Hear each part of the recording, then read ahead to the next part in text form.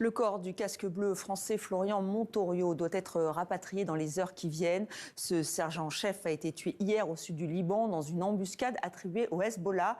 Emmanuel Macron va recevoir le Premier ministre libanais ce mardi à l'Élysée. Le chef de la diplomatie française lui assure que les autorités libanaises feront tout pour arrêter les auteurs de l'attaque. Il s'exprimait chez nos confrères de Radio J.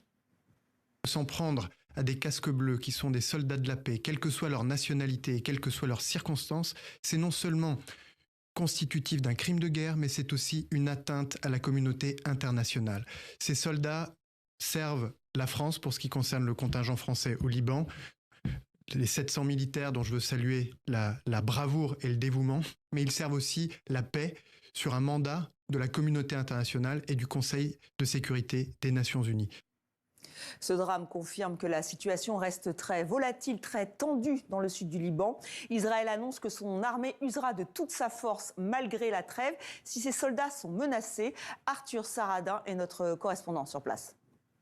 Oui, un cessez-le-feu qui est encore très fragile au sud du Liban où je me trouve.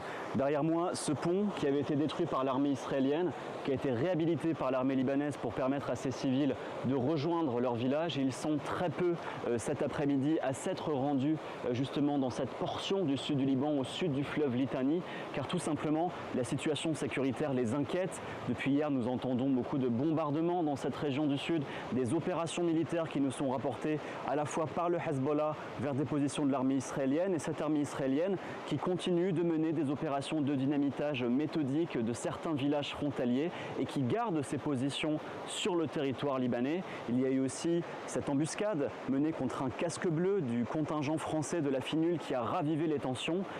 On nous avait parlé d'un cessez-le-feu de 10 jours qui devait avoir lieu au Liban, mais certains civils ici estiment qu'il pourrait durer beaucoup moins. C'est pourquoi certains d'entre eux qui étaient revenus avant-hier commencent déjà à repartir sur la route du Nord vers Beyrouth, la capitale, voire le nord du pays.